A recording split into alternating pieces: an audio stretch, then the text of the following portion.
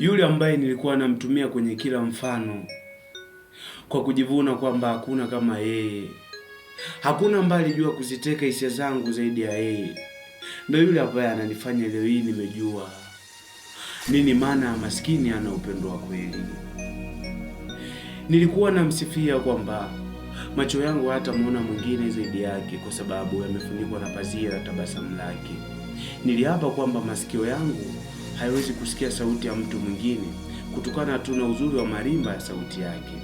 Nikajifariji kwa vingi sana kwamba hata ubongo wangu hauwezi kumfikiria mwanamke yeyote zaidi yake, nikiamini kwamba atanishika mkono kwenye safari yangu. Na nilimsifia sana kwamba kwa utundu wake hajatosha tu kukaa moyoni, kanikaa paka akilini. Yaani inamaanisha kwamba muda wote nilikuwa namfikiria yeye. Nachumia ni kwamba hajathamini mapenzi yangu. Mapenzi niliyompatia yeye kayachezea.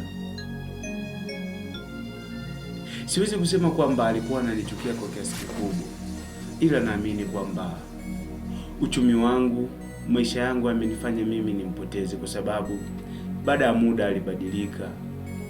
Yule ambaye alikuwa hata aniombi shilingi 100 aliingia kwenye tamaa za kutaka hata bando ya shilingi 10,000, akijua kwamba hata mimi huko sijafika hizo level, mimi hata bado kidogo. Baadaye akaenda mbali zaidi kutaka kutengeneza kucha zake mara kwa mara, kutengeneza kope na vitu vingine ambavyo havina uhitaji wa lazima.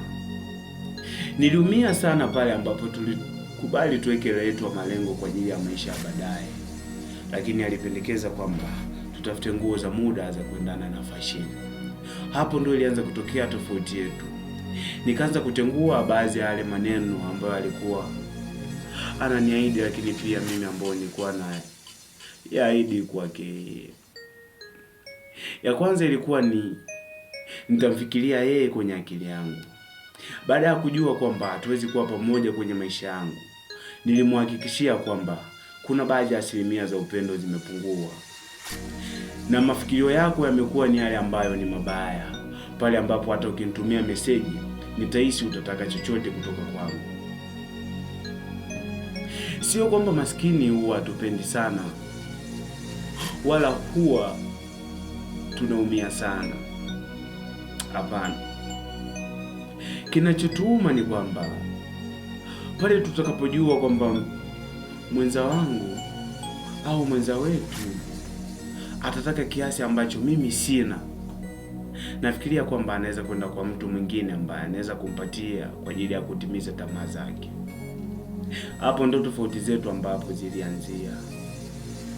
Kitu kingine nikaja kutengua kwamba macho yangu kwa sasa hivi nadhani anaweza kuona vitu vingine, ila sio mwanamke tena.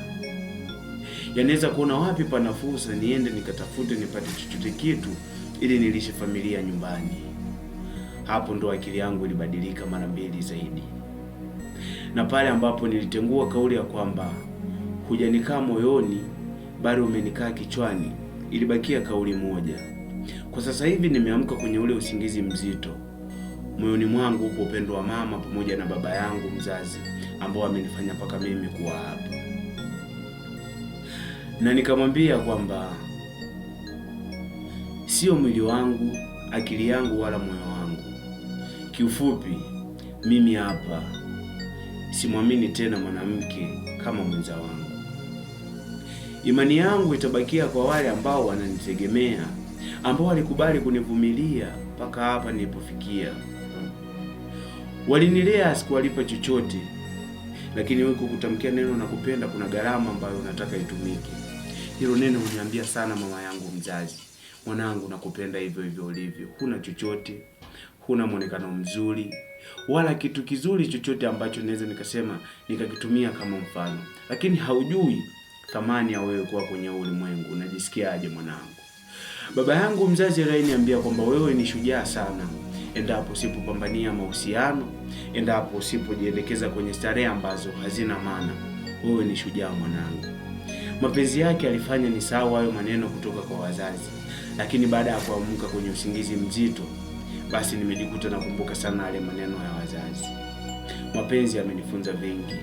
Wazazi, nawaahidi kwamba kwenye moyo wangu nitafikiria upendo wenu, kwenye macho yangu nitatazama wapi nitapata chochote kitu niwatumie nyumbani, lakini kwenye akili yangu nitafikiria sana ni namna gani nitalipa fadhila zenu kwa kunilea mpaka mimi kufika hapa.